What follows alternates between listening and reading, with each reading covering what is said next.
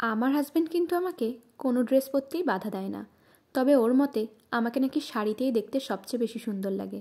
আচ্ছা, সত্যিই কি তাই? তোমরা একটু কমেন্ট করে জানিও তো। আর চলো ভিডিওটা শুরু করি। হ্যালো এভরিওয়ান, আজকে আমি কিন্তু কলেজ যাইনি, আজকে আমি আছি বাড়িতে।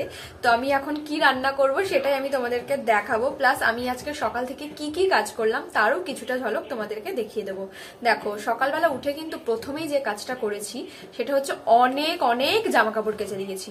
মানে আমি তো রোজ বাড়ি থাকতে পারি না, সেজন্য রোজকার জামা কাপড় কিন্তু রোজ কাচা হয় না। তো এরকম 2-3 দিন অন্তরে আমি কাছাকাছি করি, আর যখন করি আমার এতটা জামা কাপড় হয়ে যায়। আমি তো এটাই বুঝে পাই না যে বাড়িতে থাকি আমরা মাত্র দুজন, তাহলে এত জামা কাপড় আমাদের আসে কোথা থেকে। আমাদেরকে পাড়ার লোকজনও সবাই বলে যে তোমাদের এত জামা কাপড় কি করে হয়। এবার দেখো, একটা অভ্যেস হয়ে গেছে যে শুধুমাত্র জলে ধুয়ে এখন না জামা কাপড় পরতে ইচ্ছা করে না।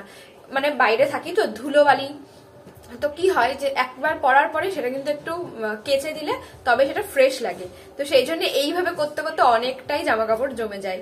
তো চলো আর বেশি কথা বলবো না, আজকে কি রান্না বান্না করি তোমাদেরকে একটু দেখিয়ে দিই।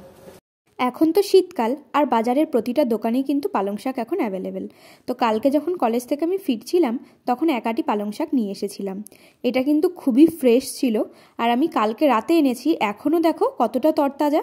আর এর সাথে কিন্তু একটা বেগুনও নিয়েছিলাম, কারণ এই শাকের মধ্যে কিন্তু বেগুন দিয়ে খেতে খুবই ভালো লাগে। চিংড়ি মাছ দিলেও ভালো হতো, কিন্তু আমি আর আনিনি। শাকের গোড়ার দিকটা বাদ দিয়ে ভালো করে বেছে নিয়ে এইভাবে জলের মধ্যে অনেকক্ষণ ধরে ভিজিয়ে রেখেছিলাম, কারণ এই শাক পাতার মধ্যে কিন্তু অনেকটাই ধুলোবালি এবং নোংরা থাকে। গতকাল কলেজ থেকে বাড়ি ফেরার সময় একটু চিকেন নিয়েছিলাম, তো সেই চিকেনটা রান্না করেছিলাম, এখনো একটু আছে। তো ভাবলাম যে এখন গরম করে নিই, দুপুরে এটা খাওয়া যাবে। গতকাল রাতে কিন্তু প্রায় 1 কেজি মতো চিকেন কিনে নিয়ে এসেছিলাম। তো সেখান থেকে কয়েকটা সলিড পিস, ওই 4-5 পিস মতো হবে, ফ্রিজে উঠিয়ে রেখেছিলাম। বাকিটা কিন্তু রান্না করেছিলাম। কালকের এই চিকেনটা এত টেস্টি হয়েছিল যে আমরা অনেকটাই কিন্তু রাতে খেয়ে ফেলেছি, আর এটুকুই ছিল। এরপর দেখো, যে শাকগুলো ভিজিয়ে রেখেছিলাম সেগুলো নিয়ে এখন কাটতে বসে গেছি। এই যে শাকগুলোকে এভাবে কুচিয়ে কুচিয়ে কেটে নিচ্ছিলাম, খুব একটা ছোট করিনি, কারণ আমি কিন্তু এটাকে আবার একটু ভাপ দিয়ে নেব। মানে ওই শাক, বেগুন, আলু একসাথে দিয়ে একটু লবণ দিয়ে সেদ্ধ করে নেব। আমার কিন্তু লাল শাক খেতে সব থেকে ভালো লাগে। কিন্তু দেখো, লাল শাক তো সারা বছরই কম বেশি পাওয়া যায়, পালং শাক কিন্তু একমাত্রই শীতকালেই এতটা পাওয়া যায়। সেই জন্য ভাবলাম যে এখন পালং শাক খাই, যতদিন পালং শাক পাওয়া যাচ্ছে। আর পালং শাকের তো অনেক গুণাগুণ। জানো তো, আমি কিন্তু আজকে পালং শাকের থেকে বেগুনের পরিমাণটা বেশি দিয়ে দিয়েছিলাম। যদিও খেতে খারাপ লাগেনি, ভালোই লাগছিল। আচ্ছা, পালং শাকের মধ্যে কি তোমরা এভাবে আলু দিয়ে খাও? কমেন্টে জানিও তো। আর এখানে কিন্তু পেঁয়াজ রসুন কুচিয়ে নিয়েছিলাম, আর লঙ্কাগুলো চিড়ে রেখেছিলাম। আর তোমাদেরকে তো বললাম যে আমি এটাকে আগে একটু সেদ্ধ করে নেব। তার জন্য কড়াইয়ের জলের মধ্যে কিন্তু আমি এইভাবে শাক, বেগুন, আলু সব একবারে দিয়ে দিয়েছিলাম। এবং এটার উপর দিয়ে কিন্তু আমি একটু লবণও ছড়িয়ে দিয়েছিলাম। লবণ দিলে কি একটু তাড়াতাড়ি মজে আসবে। একটা পাত্র দিয়ে ঢাকাও দিয়ে দিয়েছিলাম, যাতে তাড়াতাড়ি সেদ্ধটা হয়ে যায়। এরপর কড়াইতে সর্ষের তেল গরম করে তার মধ্যে পেঁয়াজ কুচি দিয়ে দিয়েছিলাম। পেঁয়াজটা একটু ভাজা ভাজা হলে তার মধ্যে দিয়ে দিয়েছিলাম রসুন এবং লঙ্কা কুচি। আর এগুলো ভালো করে ভাজা করে এটার ভেতরে কিন্তু সেদ্ধ করা আগে থেকে রাখা শাকটা দিয়ে দিয়েছিলাম। তো এইভাবেই কিন্তু আমি রান্না করি পালং শাক, আর এটা খেতে কিন্তু দুর্দান্ত হয়। আজকেও কিন্তু খেতে ভালোই হয়েছিল। তো এরপরে দিয়ে দিয়েছিলাম একটু হলুদ গুঁড়ো আর সামান্য পরিমাণ চিনি। তোমাদেরকে তো আগেই বললাম যে আজকে অনেক জামা কাপড় কেচেছি, সেই জন্য ছাদে চলে এসেছিলাম। যেগুলো এখনও ভিজে আছে সেগুলোকে একটু উল্টে দিতে। ছাদে কিন্তু আমাদের শীতকালে একদম রোদ থাকে না, সেই জন্য একটু উল্টে পাল্টে দিচ্ছি, যাতে হাওয়া বাতাসেও কিছুটা শুকিয়ে যায়। আমাদের ছাদের দুপাশেই হচ্ছে বিশাল বড় বড় গাছ। সেই গাছের ছায়া পড়ে কিন্তু ছাদে রোদ থাকে না, মানে সূর্য দেখাই যায় না ছাদ থেকে। আবার গরমের সময় জানো তো রোদ থাকে, মানে যখন প্রয়োজন তখনই থাকবে না। এখনও তো সেরকম ঠান্ডা পড়েনি, এতেই আমাদের বাড়িতে প্রচণ্ড ঠান্ডা।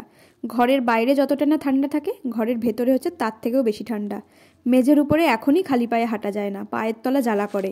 আমরা মেয়েরা বিয়ের আগে কিন্তু সেরকম কিছু করতে পারি না, আসলে করার প্রয়োজন হয় না বলে করি না। কিন্তু আজকে দেখো, এই সমস্ত জামা কাপড় আমি একাই কেচেছি। আমার বাড়িতে কিন্তু কোনো ওয়াশিং মেশিন নেই, আমি নিজের হাতেই কেচেছি। কি করে যে এখন পারি, মাঝে মাঝে আমি নিজেকে দেখে নিজেই অবাক হয়ে যাই। আর এই দেখো, ছাদ থেকে আমাদের উঠোনটা কিন্তু অনেকটাই বড়, সকালে ঝাড় দিতে খুব কষ্ট হয়ে যায়। এদিকে দেখো, আমার বর কিন্তু হেঁটে হেঁটে বেড়াচ্ছিল।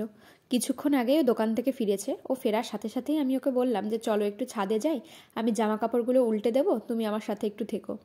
আসলে আমাদের দুজনের না এইভাবে সময় কাটানোই হয় না। আমি তো প্রতিদিনই প্রায় কলেজে যাই, ও যখন দুপুরে বাড়ি আসে তখন আমি আবার বাড়ি থাকি না, আর ও যখন বিকেলবেলা বেরিয়ে যায় আমি সন্ধ্যের পরে বাড়ি ঢুকি। তো আমাদের দুজনের কিন্তু একসাথে খুব কমই সময় কাটানো হয়। এদিকে আমি তোমাদেরকে দেখাচ্ছিলাম আমাদের বাড়ির পেছনটা কীরকমটা জঙ্গল। এর আগে জানো তো আরও বাগান ছিল, এখন তো তাও কিছুটা কমে গেছে। আমার বরটা না অনেক লাজুক, ক্যামেরার সামনে আসতেই চায় না, কিন্তু আমি তো আছি, জোর করে করে ঠিকই নিয়ে আসি। এরপরে কিন্তু আমরা নিচে চলে এসেছিলাম, কারণ দুজনেরই খুব খিদে পেয়ে গেছিলো।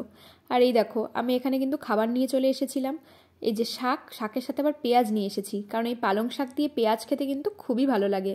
তোমরাও কি এরকমটা পছন্দ করো? আর এরপরে কিন্তু বিকেল হয়ে গেছিলো, ও দোকানে বেরোবে বলে পুরো রেডি হয়েছিল, আর আমি 2 কাপ চা করে এনেছিলাম, তো দুজনে মিলে খেয়ে নিয়েছিলাম।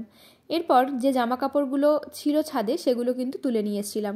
কিছু কিছু জামা কাপড় তখনও ভিজেছিল, ওই যে তোমাদেরকে বললাম রোদ ছিল না, তো অনেকটাই সকালে দিয়েছিলাম কিন্তু শুকায়নি। সন্ধে দিয়ে সবেমাত্র ঘরে গিয়ে যেই বসেছি দেখি মায়ের গলার আওয়াজ। বাইরে গিয়ে গেট খুলে তো মাকে দেখে মনটা আনন্দে ভরে গেল। বেশ কয়েকদিন ধরে মাকে বলছিলাম আসার জন্য, কিন্তু মা আসছিল না। মেয়ের বাড়িতে মা এসেছে, সেজন্য স্পেশাল তো কিছু করতেই হয়। ফ্রিজে মাছ ছিল, তো সেই জন্য একটা মাছ কেটে নিয়েছিলাম। আজকে সর্ষে ইলিশ রান্না করেছিলাম। মাছের সাথে সাথে কিন্তু মুগের ডাল আর আলু ভাজাও করেছিলাম। কিছুক্ষণ পর বোন এবং বড়বাবুদা ওরাও এসেছিল। আমি তো ম্যাক্সিমাম টাইম বাড়িতে একাই থাকি, তো ওকে কিন্তু আমি আসতে বলি, কিন্তু আসতেই চায় না। কিন্তু যখন ওর নিজের ইচ্ছা হয় ও তখনই আসে, আমার বলা না বলাতে কিছুই যায় আসে না। আর এরপরে কিন্তু এরা খাওয়া দাওয়া করে বেরিয়ে যাচ্ছিল। এখানে আমি তালা দিয়ে রেখে দিয়েছিলাম যেতে দেবো না বলে, কিন্তু অ্যাট লাস্ট দিতেই হলো চাবিটা। তো চলো, ভিডিওটা যদি ভালো লেগে থাকে ভিডিওটা লাইক, কমেন্ট, শেয়ার এবং সাবস্ক্রাইব করে দিও। ফেসবুক পেজ থেকে যদি দেখে থাকো তাহলে কিন্তু পেজটাকে অবশ্যই ফলো করে দিও। Tata, by.